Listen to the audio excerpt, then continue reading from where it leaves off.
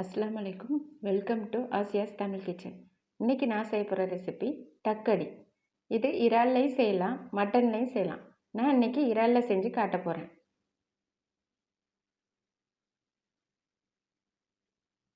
First எண்ணெய் ஊற்றிக்கலாம். அப்புறமா கருவேப்பிலை போட்டுக்கலாம். அப்புறம் ஒரு வெங்காயத்தை பொடி பொடியாக நறுக்கிறேன், அதை போட்டுக்கலாம். வெங்காயம் வதங்கினதும் நல்லா வதங்கினதும் தக்காளி போட்டுக்கோங்க.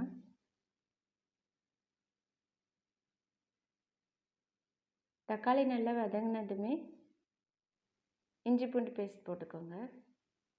1.5 டீஸ்பூன் இஞ்சி பூண்டு பேஸ்ட் போட்டுக்கோங்க. அது நல்லா வதக்கி விட்டுட்டு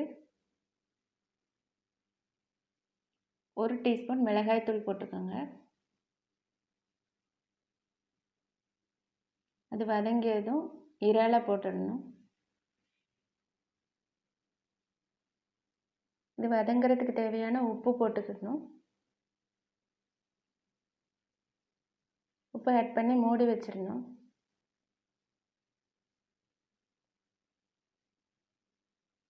இப்போ நம்ம திறந்து பார்க்கலாம். இப்போது வீட்டில் அரைச்ச குழம்பு மிளகாய்த்தூள் போட்டிருக்கேன். நான் மல்லி, ஜீரகம், சோம்பு, காஞ்ச மிளகாய் இதெல்லாம் சேர்த்து அரைச்ச மசாலா. நீங்கள் குழம்பு மிளகாய்த்தூளே போட்டுக்கோங்க. இதை நல்லா வதக்கி விட்டுறணும்.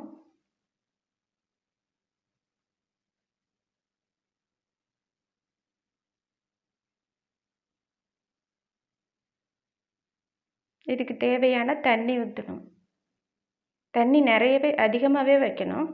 அப்போ தான் கொழுக்கட்டை வேகிறதுக்கு தண்ணி நம்மளுக்கு கரெக்டாக இருக்கும். உப்பும் அதிகமாக போட்டுக்கணும். சாதத்துக்கு போடுற அளவு போட்டுக்கோங்க. இப்போ மூடி வச்சிடலாம். இப்போ அரிசி மாவு கொழுக்கட்டுக்கு தேவையானதை ரெடி பண்ணிக்கலாம். இது 2 டம்ளர் அரிசி மாவு, ஒரு துண்டு தேங்காய் துருவி வச்சுருக்கேன், 5 சின்ன வெங்காயம். இப்போ குழம்பு திறந்து பார்க்கலாம். இன்னும் கொதிக்கலை. இப்போ மாவை பிசைஞ்சிக்கலாம்.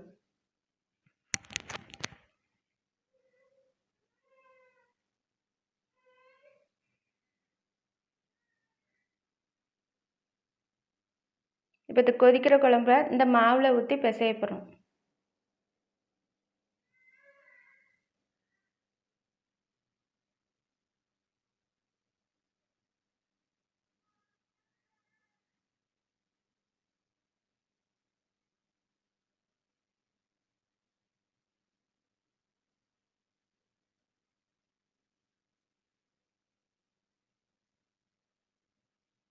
இப்போ இந்த சூடான குழம்ப இந்த மாவில் ஊற்றி பிசைஞ்சிக்கலாம்.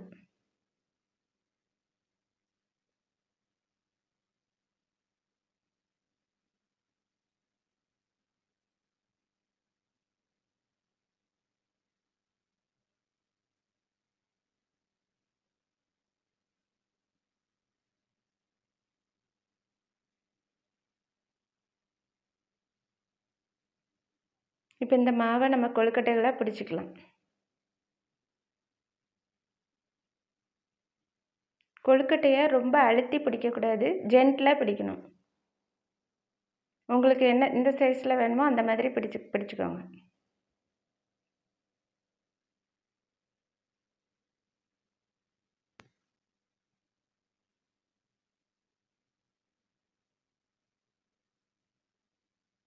இப்போ நம்ம கொழுக்கட்டைகள்லாம் தயாராகிடுச்சு. இதை நம்ம கொதிக்கிற குழம்புல போடலாம்.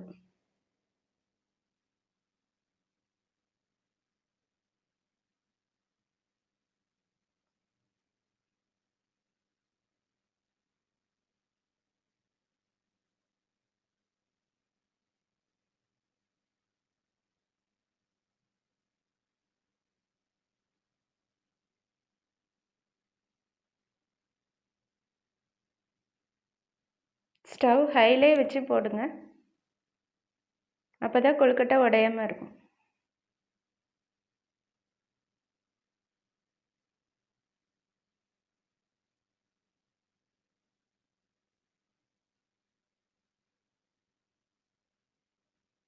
கொழுக்கட்டைகளை போட்டாச்சு, மூடி வச்சிடலாம். இது கொஞ்சம் வேகட்டும். இப்போ நம்ம திறந்து பார்த்து கிண்டி விடலாம், கிளறி விடலாம்.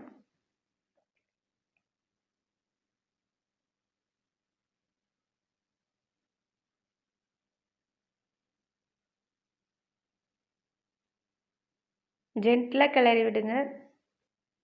ரொம்ப அதிகமாக கிளறினா கொழுக்கட்டை உடஞ்சிரும். இப்போ மூடி வச்சிடலாம்.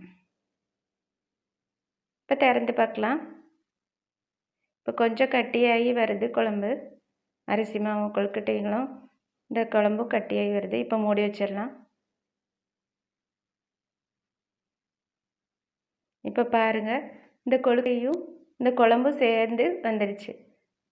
இந்த ரெசிப்பியை நம்ம பிரேக்ஃபாஸ்ட்டுக்கும் சாப்பிட்லாம், டின்னருக்கும் சாப்பிட்லாம். ரொம்ப டேஸ்டியான ரெசிபி. இப்போ இறால் தக்கடி தயார். இதை நான் உங்களுக்கு சர்வ் பண்ணி காட்டுறேன். இப்போ எவ்வளோ அழகாக வந்திருக்கு பாருங்கள்.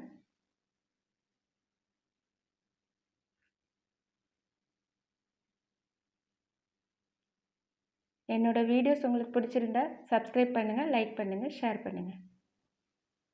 தேங்க்யூ.